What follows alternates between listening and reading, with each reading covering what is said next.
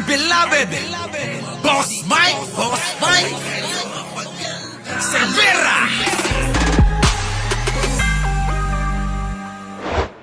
Fake news, ha? Oh, ay na naman, fake. O, yan na nga.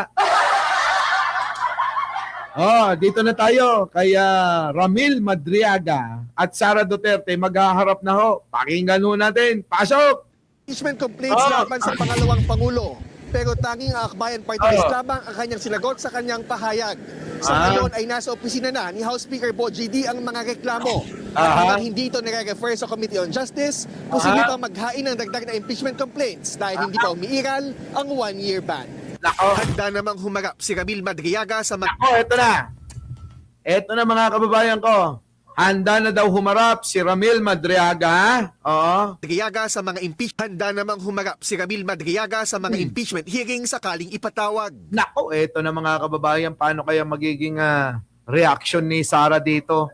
Di ba takot na takot si Sara kay Ramil Madriaga? Sukdulan mga kababayan, yung Vice Presidente, dumalaw pa nga raw sa kulungan para makausap siya. Tapos eto na mga kababayan ko, eto na.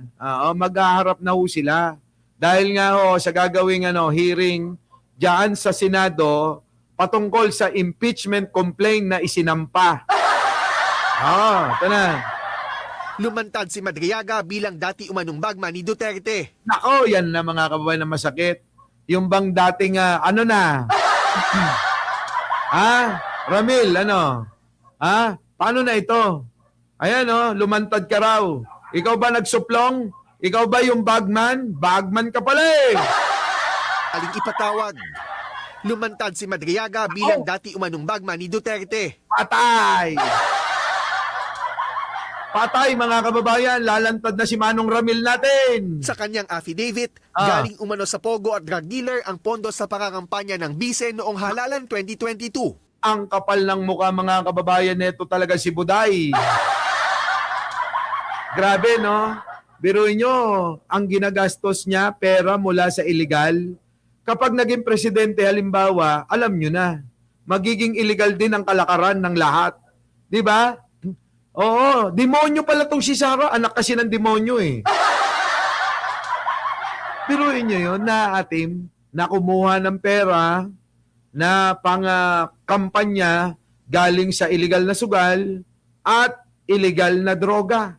Ganun po ba ang maganda na halimbawa ng isang leader ng bansa, mga kababayan ko, isipin nyo maigi.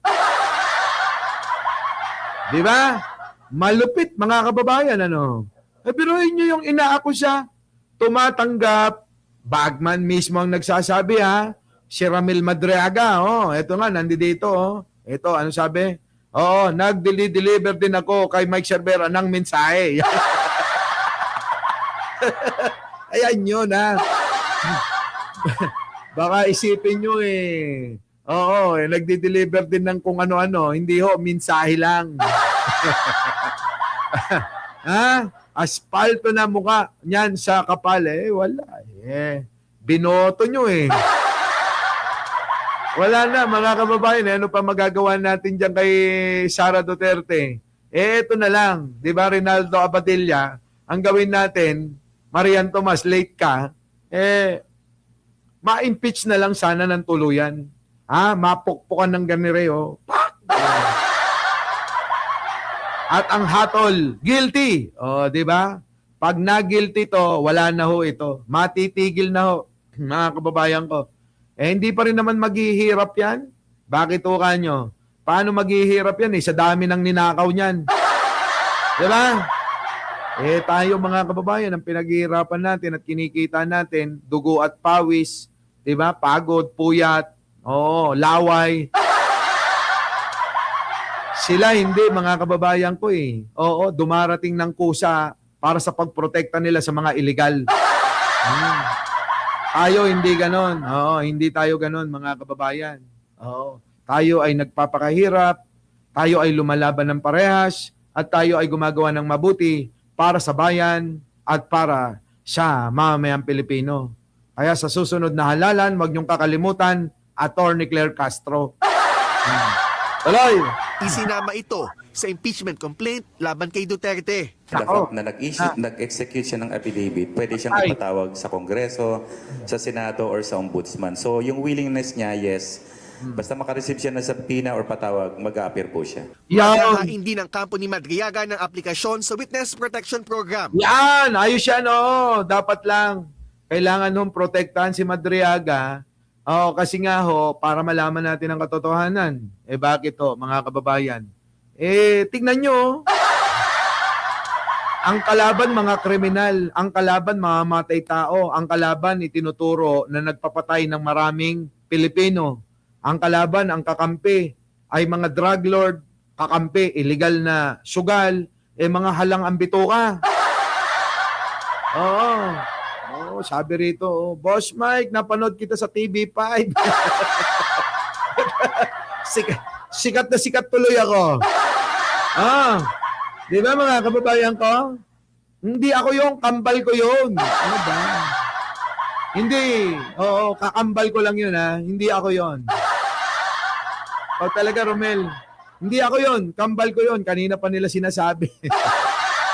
At tuloy. Dahil sa banta umano sa kanyang buhay. Nako, yan. O, kita nyo, ho? Kailangan talaga na proteksyonan, mga kababayan. Ikaw yon, Sir Mike? Hindi, kambal ko lang. Di ba? Paano na, mga kababayan? Paano na ito? Nako, mga kababayan. Ano?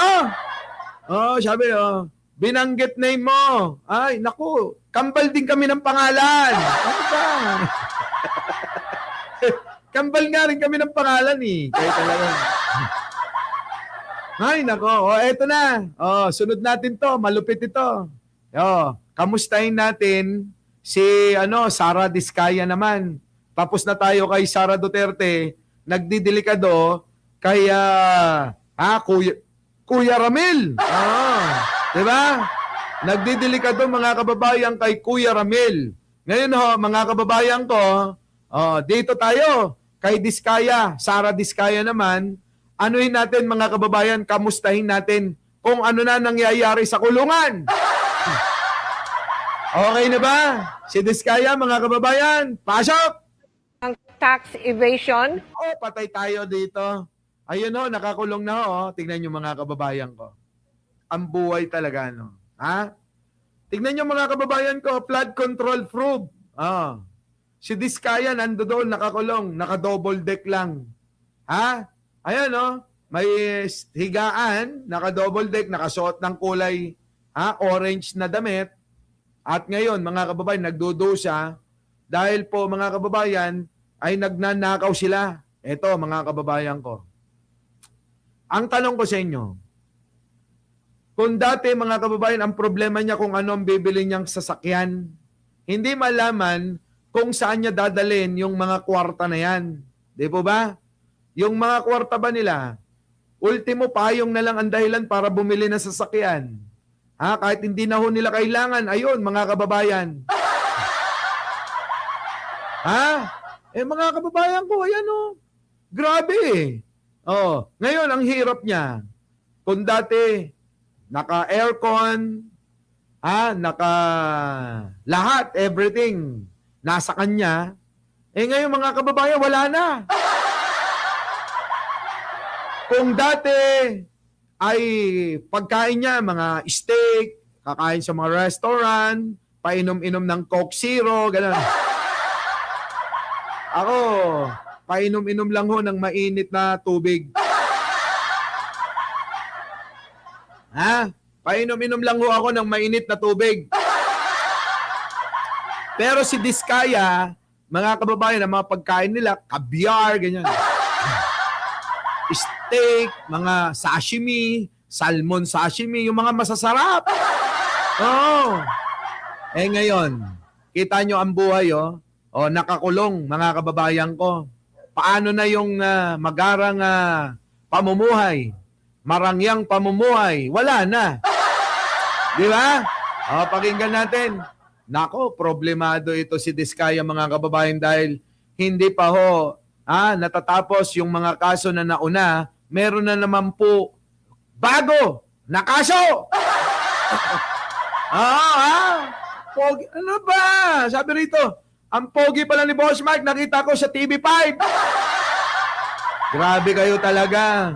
Oo, 61 na ho ako. O, ano pa bang aasahan nyo sa akin? 61 na ho. Oh, 6'1 ang aking edad, mga kababayan ko. Ano naman ang aasahan nyo pa? Siyempre, tayo matanda na pasok! Kinasuhan ng 4 counts ng tax evasion ng Justice Department si Sara Diskaya. Patay. Pagtitiyak ng DOJ, madadagdagan pa ang mga makakasuhan. Nakatutok si Chino Gaston. Pakinggan nyo Sinampahan na ng Department of Justice ang contractor na si Sara Diskaya ng 4 na counts ng tax evasion sa Court of Tax Appeals. Ang asawa naman nitong si Girlie Diskaya naghain pa ng motion for reconsideration kaya hindi pa nasasampa ng kaso kaugnay ng kaparehong kaso. Konting hintay naman ang hiling ng DOJ kaugnay ng 6 na iba pang reklamo kaugnay ng flood control scandal dahil nakatakda na ring ilabas ang rekomendasyon nila. Una dyan ang reklamong plunder laban kay dating Congressman Zaldico na kumikbak umano sa flood control projects. For resolution naman ang reklamong malversation of public funds laban kay Senador Joel Villanueva kaugnay ng flood control project sa Bulacan. At sa reklamong malversation, direct bribery, corruption of public officials at iba pa laban sa mga isinasangkot sa mga flood control projects ng Wawaw Builders at Top Notch Catalyst Builders. We have the 6 cases involving either of 2 contractors. That's Wawaw or Top Notch Catalyst Builders. So Teka mga kababayan, nalayo na tayo. Ang tatalakayin lang natin dito si Diskaya. Wait lang. wait lang. Utik na yan. Ito na mga kababayan ko. Dito tayo kay Diskaya. Malupit ito malupit. Pasok. Kinasuhan ng 4 counts ng tax evasion ng Justice Department si Sara Diskaya. Ayan, si Sara Diskaya. Nagrereklamo na si Pachuchay. Kokonti pa lang daw yung nagla-like sa inyo. Oy, mag-like muna kayo Oo, galing Artiola Delia Sacoco, Boss Amo Panginoon, Ana Brina, Marian Tomas, Benji Uy, Mag-like kayo, mag-like. Pagtitiyak ng DOJ, madadagdagan pa ang mga makakasuhan. Nakatutok si Chino Gaston. Yun, Sinampahan na ng Department of Justice ang contractor na si Sara Diskaya ng 4 na counts ng tax evasion sa Court of Tax Appeals. Nako, paano na ito? Dito na nga di pa nga natatapos yung mga kaso niya Di ba? Hindi pa natatapos yung mga kasong nauna. Eto na naman, 4 na kaso na naman yung sinampa laban sa kanya. Paano na makakalaya si Diskaya? Di ba? Ang hirap nito mga kababayan ko. Mukhang habang buhay na makukulong si Diskaya. Mukhang, si Diskaya habang buhay nang makukulong. Biruin nyo, hindi pa natatapos yung mga kaso na mga nauna. Abay ito, 4 uli mga kababayan na kaso yung isinamba laban sa kanya. Mga kababayan, parang dadami bilang ng sasakyan niya. Sa bagay, mas marami pa rin yung sasakyan niya kaysa sa mga kaso niya, Pero tuloy-tuloy pa rin ang paghahanap, pagkakalap ng mga katarantaduhan nitong mag-asawa na to, mga kababayan ko, Ang asawa naman nitong si Girlie Diskaya naghain pa ng motion for reconsideration kaya hindi pa nasasampa ng kaso kaugnay ng kaparehong kaso. Kita nyo mga kababayan ko? Pareha, siyempre mag-asawa. Alangan naman si Diskaya lang. Siyempre, dalawa sila. Diba, Oo, ito yung mga kababayan sa hirap at ginhawa, tayo'y magkasama. Ganon. Diba? Sa hirap at ginhawa, tayo ay magkasama. Malupit na pagmamahalan ito. Kahit ikaw ay tsumorba sa iba. Konting hintay naman ang hiling ng DOJ kaugnay ng 6 na iba pang reklamo kaugnay ng flood control scandal dahil nakatakda na ring ilabas ang rekomendasyon nila. Naku, meron pa palang 6. Dami, no? Ang dami, mga kababayan, daming kaso. Paano na itong mag-asawa na to? Yari tayo rito, mga kababayan. Yari talaga sila riyan. Oh, eto naman nagkaroon na ng leeg. Kung dati, mga kababayan, yung mukha niya nakapatong sa balikat niya. Ngayon, mga kababayan, na-stress na. Oo. Ayan, mga kababayan, nagkaroon na ng leeg, ha? Oh. Dati, mga kababayan, yung mukha niya nakasampa nakasampa diyan sa kanyang damit eh. Oo. Di ba, mga kababayan? Nakasampa. Tuloy. Una dyan, ang reklamong plunder laban kay dating Congressman Zaldico na tumikbak umano sa flood control projects. Nako. For resolution naman, ang reklamong malversation of public funds laban kay Senador Joel Villanueva kaugnay ng flood control project sa Bulacan. Sige na, tirahin nyo na yan. Dito ako excited talaga. Oo, dito kay Villanueva. Dito talaga ako nang gigigil, mga kababayan, na makulong sana eh. Oo, na makulong sana, mga kababayan. Makulong sana. At sa reklamong malversation, direct bribery, corruption of public officials at iba pa laban sa mga isinasangkot sa Kita nyo, ang yayabang pa nila, no, mga kababayan, ano? Ang yayabang pa nila. Biruin yung mga kababayan, nagnakaw na, nanuhol na, ang daming nilabag na batas. Kahit sila yung gumagawa ng batas. Sila yung mga taong, mga gumagawa ng batas, pero sila yung lumalabag sa batas. Tapos kung makaasta, kaya yabang, tignan nyo, mga kababayan, para bang sobra-sobra ng pambabastos ito sa mamayang Pilipino. Pasok. mga flood control projects ng Wawaw Builders at Top Notch Catalyst Builders. Yan. We have the 6 cases So yan, mga kababayan. Tutuloy ko pa ba to? Sige, tuloy na natin. Tuloy natin. involving either of 2 contractors. That's Wawaw or Top Notch Catalyst Builders. Nako. So we are here to report that as of February 2, 2026, all of these 6 cases have been submitted for resolution, which will be released pretty soon. As to what date exactly, we just encourage the public to wait. In the meantime, Hinihintay naman ang Ito naman, mga kababayan, kapal din ang mukha nito. Yan, si Boto Mesa, si Jinggoy Estrada.